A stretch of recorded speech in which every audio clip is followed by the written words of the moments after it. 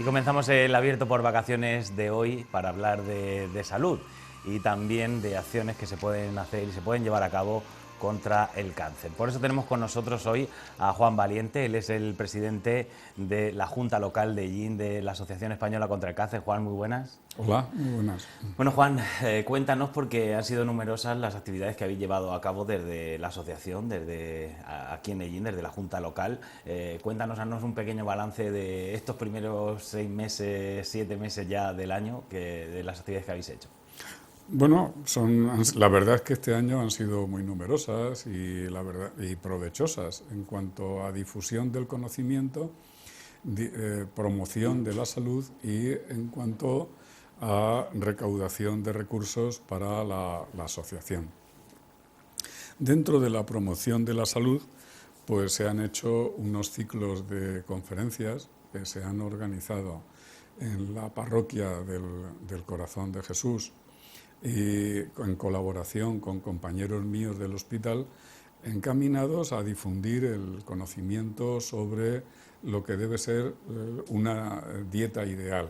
Es decir, entendemos que de la comida depende muy mucho la salud y la verdad es que ha tenido bastante aceptación, ha habido una media de asistencia muy alta y la mayor parte de los programas también han sido grabados en televisión y emitidos posteriormente, con lo cual le ha dado pues más difusión a las charlas que se han dado allí. Ciclos que además, Juan, si me permites, creo que habéis tenido más éxito del que esperabais, ¿no? Porque ya no cabía, nosotros que fuimos todos los días, no cabía un alma, por así decirlo, ¿no?, en aquel salón. Sí, la verdad es que yo agradezco mucho a Agustín el que nos haya cedido el salón de la parroquia para la realización del tema, y acostumbrados a hacer otro tipo de eventos en el salón de actos del hospital que no tenía, a lo mejor venían pues compañeros míos de otras zonas que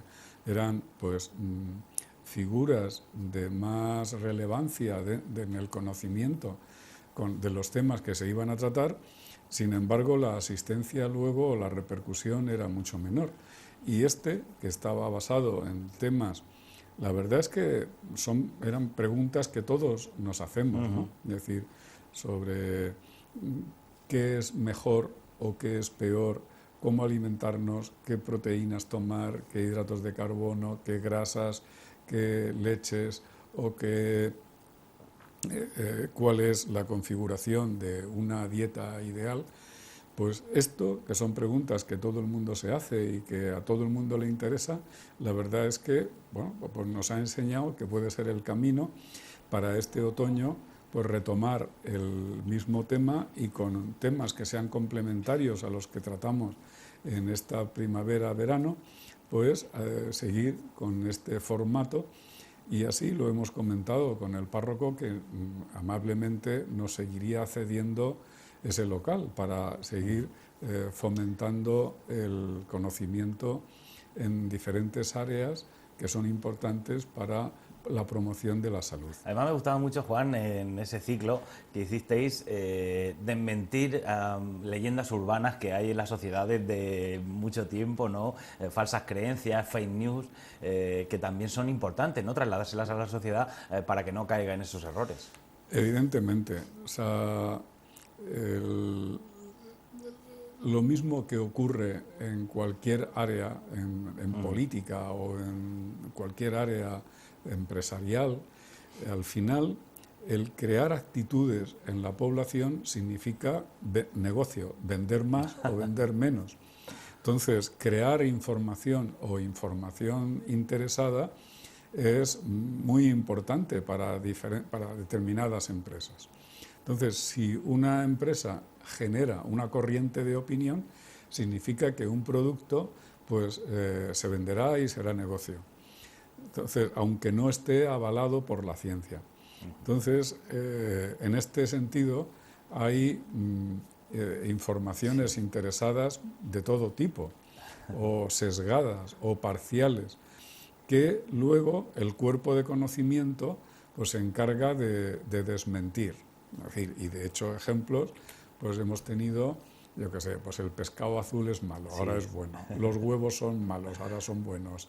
La leche es mala, ahora es buena. Es decir, que esto a los médicos les rompe los esquemas, a la población general pues la vuelve incrédula, diciendo, bueno, esto es un cachondeo, nos engañan, nos dicen. Y la verdad es que nos manipulan.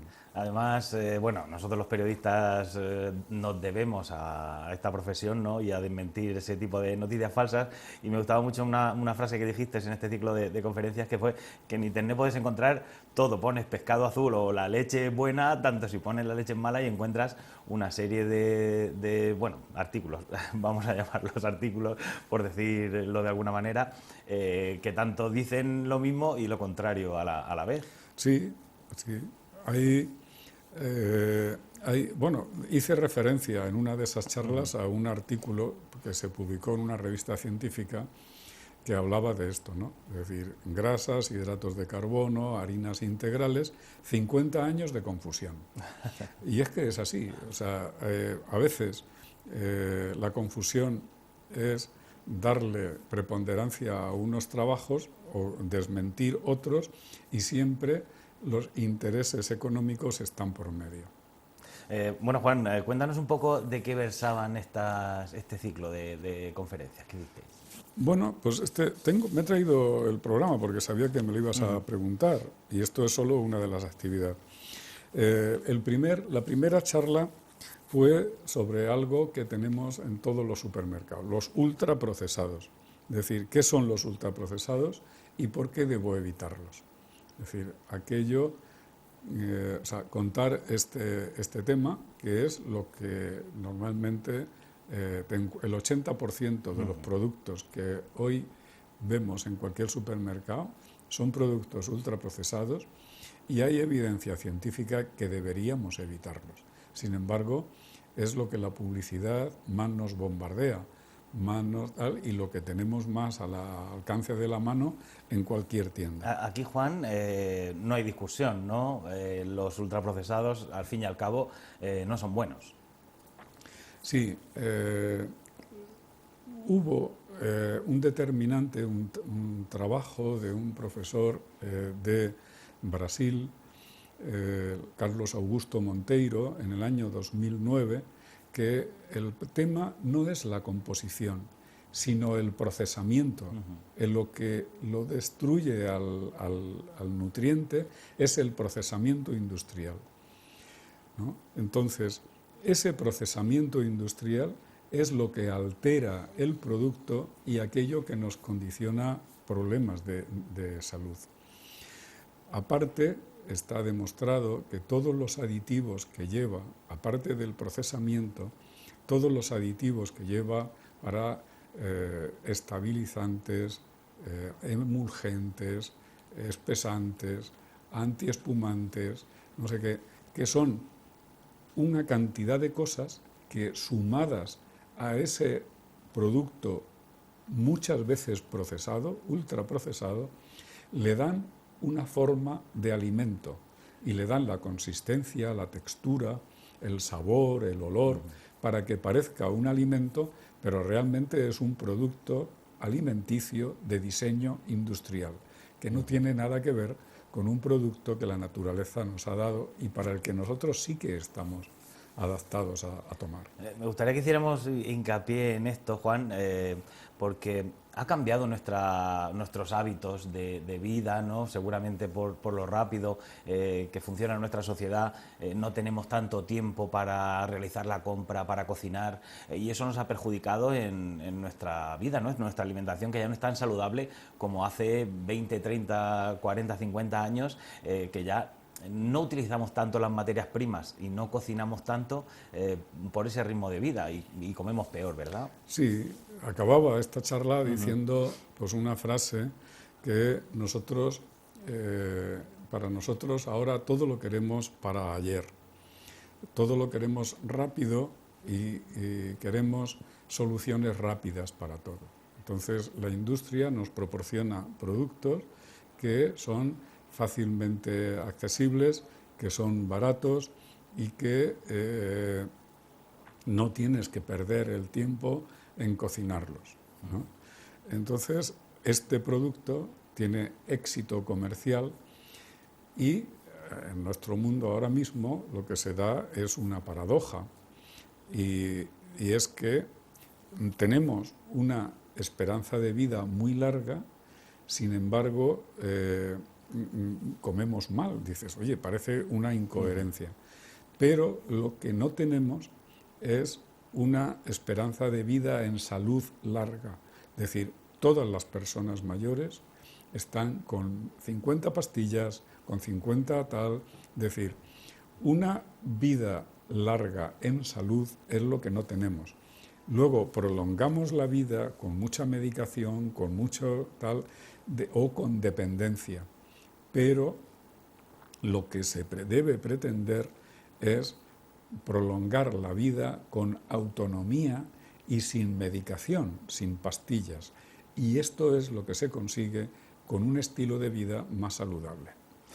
Decía Iñaki Gabilondo, el periodista, que él quiere vivir los más años posibles siendo joven. Lo que quería decir era que evidentemente, claro, tener una calidad de vida que es lo que prolongar todos buscamos. Claro. La vida, no años de vida, sino darle vida a los años.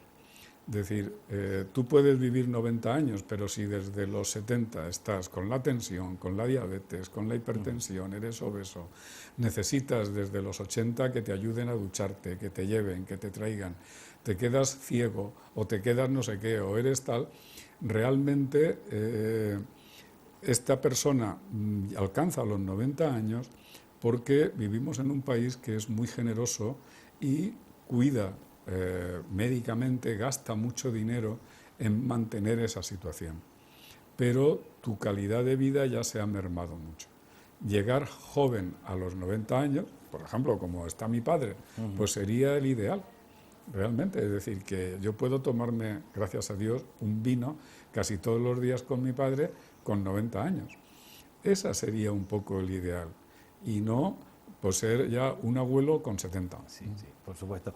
¿Se han creado o hemos fomentado a que tengamos más trastornos alimenticios, esa obesidad que también está afectando a nuestra población, con la paradoja, ¿no?, que tenemos la dieta mediterránea, que es de las mejores del mundo, y sin embargo tenemos esos trastornos alimenticios, esa obesidad que está latiendo en nuestro país por los ultraprocesados, seguramente, ¿o no? Es otra de las paradojas que vivimos en nuestro mundo. Teóricamente somos un país donde se sigue la dieta mediterránea, pero en la práctica en el supermercado se vende el 80% de los productos, no lo son. Es decir, la adherencia a la dieta mediterránea es bastante baja, por lo menos en ciertos sectores de la población.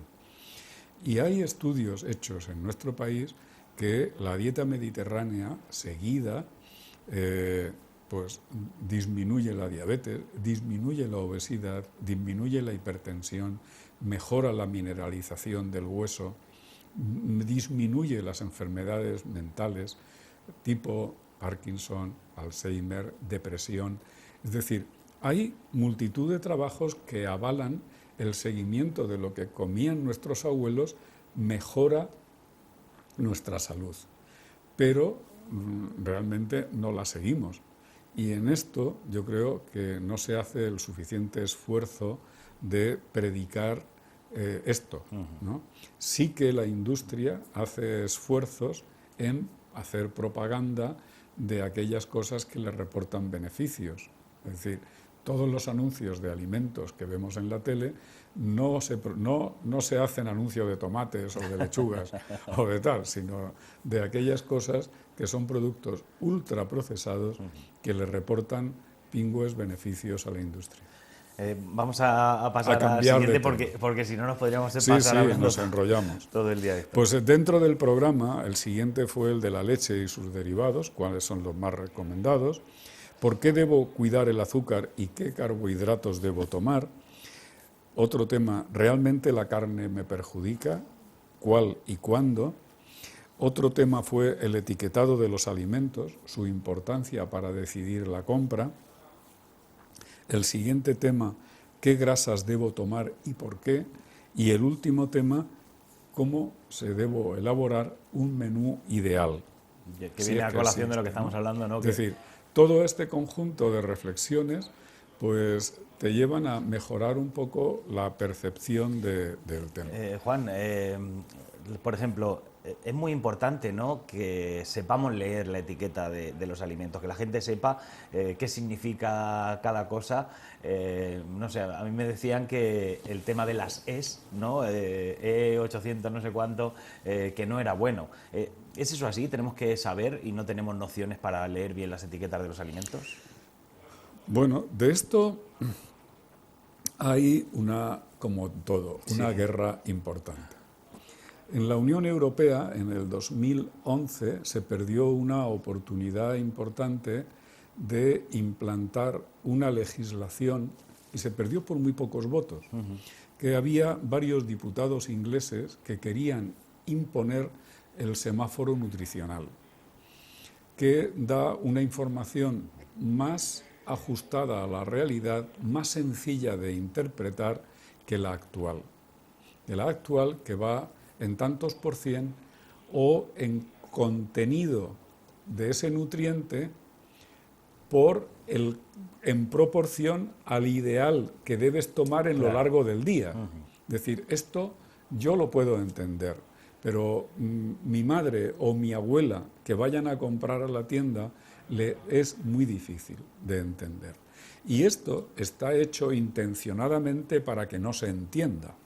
Es decir, si se quisiera exponer el mejor sistema que hay de etiquetado nutricional, se ha puesto en Chile. Chile, en la época que ha estado Bachelet como presidenta, se han saltado todas las recomendaciones de la industria y han puesto un etiquetado frontal en la parte alta del alimento que dice alto en azúcar, alto en grasas, alto en sal.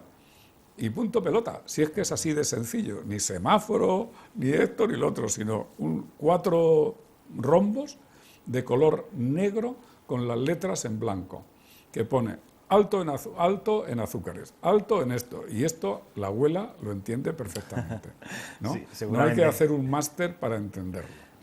El etiquetado que tenemos es un etiquetado que se refiere a porcentajes y que te dice de la cantidad que tú debieras tomar a lo largo del día, si te tomas una porción de eso, ¿cuánto supone este tema? Es decir, yo esto lo puedo entender si me lo leo antes y hago la intención de entenderlo, pero el estándar que va a comprar a un supermercado le cuesta trabajo entenderlo. Es decir, si tú con una porción de un chocolate te tomas el 25% de los azúcares recomendados por la Organización Mundial de la Salud para tomarte en todo el día. Eso te lo dice la etiqueta, pero ¿quién sabe eso? Nadie. Y eso está hecho intencionadamente para que nadie lo entienda. La leche, Juan, que además creo que fuiste tú el que impartió... No, la hizo un compañero mío, Julio Moreno Salcedo, al que le agradezco que se preparara el tema. De maestro de ceremonias, sí. La leche, hay mucha leyenda urbana, ¿no?, de que la leche no es buena, somos el único mamífero que sigue tomando leche después del periodo de lactancia. Y al final creo que la conclusión era que la leche, al fin y al cabo, no es ni buena ni mala, ¿no? Hombre, es una fuente de proteínas, es una fuente de calcio, es una fuente de tal. O sea que la leche, sí es como todo. Nada es bueno ni es malo intrínsecamente, todo depende de las proporciones. Y indudablemente la leche es un producto que no es malo. Por otra parte, ahora los últimos trabajos serios con evidencia científica es que la grasa de la leche no es tan nociva como se ha comentado estos años atrás. Y lo malo es tomar la leche azucarada o los yogures azucarados que la industria nos pone. O sea, un yogur azucarado un yogur de los que viene y pone con edulcorante, pues lleva unos 4 terrones de azúcar. Claro, tú a un café le echas 1 como mucho, pero 4 no le echas. Entonces, eso es lo malo, ¿no? Es decir, cuando tú tomas azúcares añadidos a la leche. La leche en sí es un alimento que podemos tomar y debemos tomar de forma habitual. ¿Y es mejor tomar los derivados de la leche, ya el queso, por ejemplo, o yogures, como estaba diciendo, que la leche tal cual? ¿Como hay tanta gente que le sienta mal la leche? Sí, vamos, la intolerancia a la lactosa es otro tema. O sea, al que no le sienta bien no debe tomarla, pero al que le sienta bien, pues tomar el queso o tomar es bueno, no hay ningún problema. Es decir, se da lo que se llama la paradoja francesa. En Francia la salud cardiovascular es buena y toman muchos quesos, toman muchos patés, toman muchas grasas, es decir, que malo no es. Es igual que el cerdo ibérico siempre, vamos, hay estudios que lo comparan a un olivo con patas. Es decir, que es la grasa del cerdo ibérico es muy rica en ácido oleico y se ha desmitificado también el tema del tocino, que era lo que comían nuestros abuelos. Sí, sí. Juan, más cosas. Hablamos de las grasas, ¿no? Ya que lo vienes comentando, ¿cuáles son las grasas que tenemos que tomar, las grasas que no? Ahora mismo está muy de moda, ¿no? En boca de todos el tema de las grasas trans, ¿no? Bueno, ahí estamos repasando en unos minutos todo lo que fue muy rápido, un ciclo de siete charlas que duraron más de 1 hora. El tema de las grasas es también muy controvertido y esto, pues yo le he tenido especial dedicación por razón personal. Las grasas siempre han sido un tema polémico y una fuente de calorías imprescindible para el ser humano. Es un producto muy calórico que le ha aportado energía para vivir. Y ya los romanos diferenciaban entre los hombres cultos del Mediterráneo y los bárbaros del norte. El culto del Mediterráneo era el que tomaba aceite de oliva y los bárbaros del norte eran los del sebo y la manteca. Ya en aquellas épocas, y no ha cambiado mucho desde entonces. Cuando se hizo los estudios que definieron la dieta mediterránea y se vio que la incidencia de enfermedades cardiovasculares era mucho más alta en los que tomaban el sebo y la manteca, dijeron, uy, las grasas animales hay que dejarlas aparte, tenemos que tomar grasas vegetales. Pero como ellos no tienen olivos, pues hay que ver qué grasas podemos hacer. Y ahí tiene mucho también que ver la industria yanqui, que ellos tienen mucha soja y tienen mucho girasol. En la cuenca del Mississippi se crían hectáreas y hectáreas de soja y de girasol. Entonces, trataron de dejar a un lado la grasa animal, pero ellos estaban acostumbrados a embarrar el pan con una grasa sólida. Entonces diseñaron un método para hacer sólidas las grasas líquidas y se inventó la margarina, ¿no? Que sustituía a la mantequilla. Y te dicen, la margarina es de una grasa vegetal y esto es buenísimo. Pero entonces fue donde apareció lo de las grasas trans. Al hidrogenar las grasas líquidas, aparece una forma de grasa que no existía entonces y es la configuración espacial de los ácidos grasos cambia y aparecen lo que se llama la orientación en el espacio de esos ácidos grasos, parte de ellos cambia de la forma natural que estaba orientados a derechas, a orientados a izquierdas, cis y trans. Y esas grasas trans tienen una vía metabólica totalmente distinta. Aumentan el colesterol, aumentan la arteriosclerosis, aumentan la diabetes, aumentan la hipertensión. Se han vinculado las grasas trans con todos los males habidos y por haber en nuestro mundo. Entonces, se empieza a luchar contra las grasas trans. Y la industria, que va 7 pasos por delante de los legisladores, pues utiliza otras grasas. Empieza a utilizar la grasa de palma y la grasa de coco. Son grasas saturadas que además en el proceso de refinamiento llevan subproductos que también son tóxicos. Y hoy día la grasa de palma, que tiene buen sabor, que es estable, no se enrancia. O sea, antes los mantecaos que hacían nuestras abuelas con manteca de cerdo, al poco tiempo estaban rancios. Ahora tú te compras un mantecao y lo tienes 3 meses a temperatura ambiente y no te preocupes que no se va a enranciar. Entonces, la grasa de palma no se enrancia y es barata. Entonces, está arrasando en el uso, aunque al ser grasa saturada tiene un comportamiento biológico no recomendable tampoco.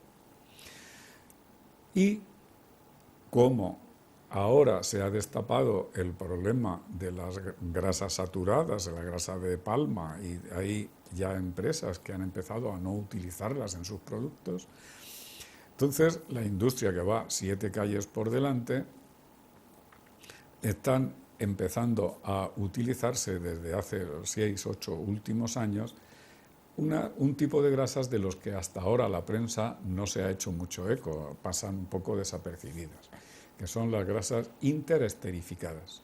La interesterificación de las grasas también se cuela dentro del uso de la grasa industrial y hay trabajos muy recientes del año 2019 que una epidemia de enfermedades vasculares en Estados Unidos la están vinculando al uso de grasas interesterificadas en los productos ultraprocesados, ya que estas grasas, al absorberse,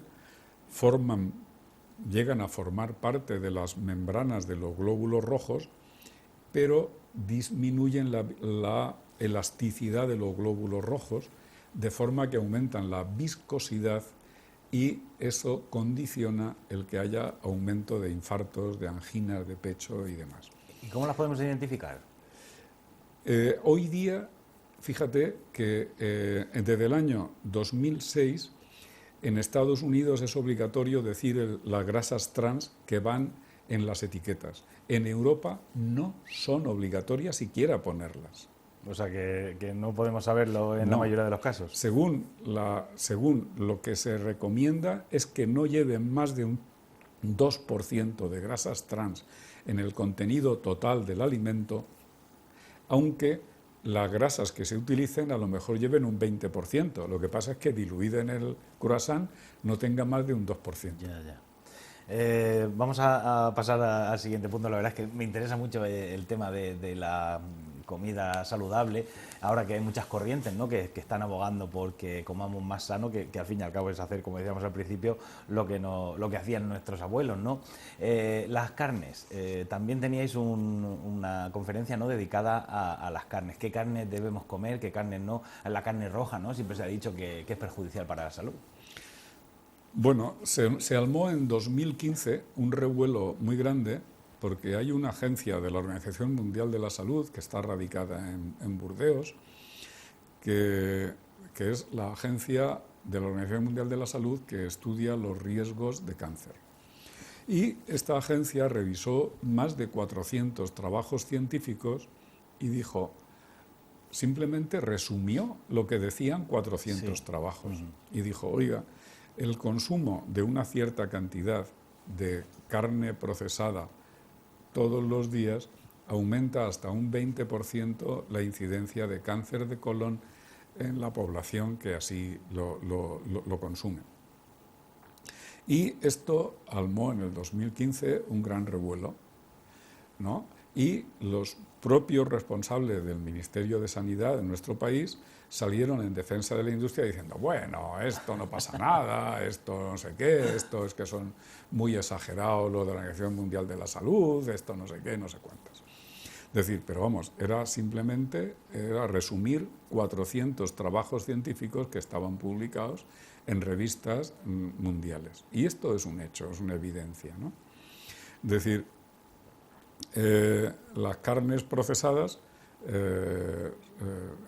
tienen nitritos que se convierten en nitrosaminas, que son cancerígenos. Es decir, todo aquello que lleve al final tiene su repercusión en la salud. Y esto es lo mismo que todo. No es lo mismo tomar ocasionalmente un producto que tomarlo de forma habitual. Y luego en la carne, por ejemplo, el modo de cocinarla también depende si es mejor para la salud o menos. Cocinar la carne poco, que se dice que es mejor que achicharrarla, por así decirlo. ¿Es cancerígeno si la quemamos un poco?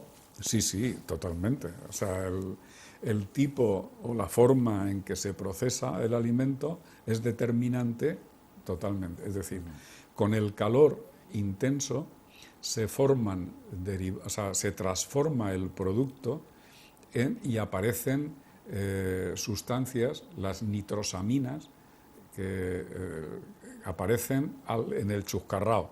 Y esas nitrosaminas está demostradísimo que son nocivas. Es decir, que sería mejor hacerlas poco, hacerlas cocidas al vapor o todo lo que sea, o si lo haces asado, hacerlo al estilo argentino, que lo ponen al calor radiante, pero no lo ponen encima de la llama. De forma que un asado argentino a lo mejor dura 4 o 6 horas en hacerse, pero no está encima de la brasa, que es lo que da un calor intenso en poco tiempo y es lo que achicharra el producto. Además, los argentinos en carne son muy especialistas, la verdad. Sí, estos saben asar la carne y además que está rica, la hacen bien. Juan, ¿cómo tenemos que hacer entonces, después de toda esta información que nos has dado? Podríamos estar hablando de esto mucho tiempo, porque como dices, son conferencias de horas que se podrían extender también, pero ¿cómo debemos hacer una dieta saludable? ¿Cómo tenemos que saber hacerlo? Bueno, no hay un parámetro, es decir, si tú analizas las zonas del mundo donde la gente vive más años en salud, es decir, tú tienes zonas de la India, tienes zonas de Japón, o tienes zonas donde ahora mismo en el Mediterráneo, como son pobres, comen bien. Fíjate la paradoja, es decir, la paradoja albanesa, que Albania es el país más pobre de la Unión Europea. Y esta gente tiene una mortalidad infantil alta porque no tienen recursos hospitalarios, a lo mejor no vacunan a todos los niños, pero el que supera los 14 años tiene una esperanza de vida larguísima, porque están en el Mediterráneo, comen cosas directamente de la naturaleza, las elaboran como se elaboraban nuestros abuelos, y para ellos en un cocido, la carne es el condimento, no el alimento. Ahora tú vas a Madrid a comer un cocido y te ponen una cantidad de carne de la de Dios y un garbanzo escondido debajo de una morcilla, ¿no? Es cierto que yo lo he sufrido, que te cuesta encontrar garbanzos en el cocido. Claro, sí. Pues eso no es dieta mediterránea. O sea, en la dieta mediterránea la carne es el condimento, no el alimento. Entonces, buscando esas zonas del mundo, donde determinadas zonas de la India, determinadas zonas de Japón o determinadas zonas de la cuenca mediterránea, ves que al final se parecen muy mucho las dietas. Si esas dietas unimos, y sería un poco la dieta ideal, es decir, si esta gente que come esto y que vive de esta manera, vive tanto, pues algo tendrá el agua cuando la bendicen, ¿no? Esto será bueno. Entonces, En definitiva, tomar productos de la tierra, elaborarlos con métodos sencillos y sabios de métodos ancestrales de nuestros abuelos, aquilatados por el tiempo, y hacer ejercicio, convivir en sociedad, no vivir aislado, es decir, evitar el estrés y tomar mucha agua. O sea, no tomar, o sea, la sed hay que quitarla con agua, no con otras cosas. Es decir, esto, así de sencillo, sería un poco la sabiduría transmitida a lo largo de los siglos en estas civilizaciones. Es decir, nosotros ahora, todo aquello que es negocio es lo que funciona y seguimos aquello que es negocio. Pero si nos fijamos en aquello que ha dado resultado en esperanza de vida, de calidad a lo largo del tiempo, tenemos que poner el foco en esa dieta mediterránea ancestral, en esa dieta de Okinawa o en esas dietas de la India tradicional. Juan, nos vamos a ir unos minutos, unos segundos a publicidad, pero antes te quería hacer la pregunta que nos vas a contestar después de publicidad. ¿Tenemos que cambiar nuestra dieta dependiendo de la época del año, ahora que estamos en época veraniega? Una respuesta rápida y nos vamos a publicidad. Sí, la de proximidad. Si tenemos un mercadillo que es un lujo asiático, comprar las cosas del mercadillo. O sea, comprar cosas de mercado y no de supermercado. Pues ahora ahondamos en eso, nos vamos unos segundos a publicidad y continuamos hablando con Juan Valiente sobre los hábitos saludables y también de todo lo que ha hecho en estos primeros 6 meses del año la Asociación Española contra el Cáncer. Ahora volvemos. Gracias.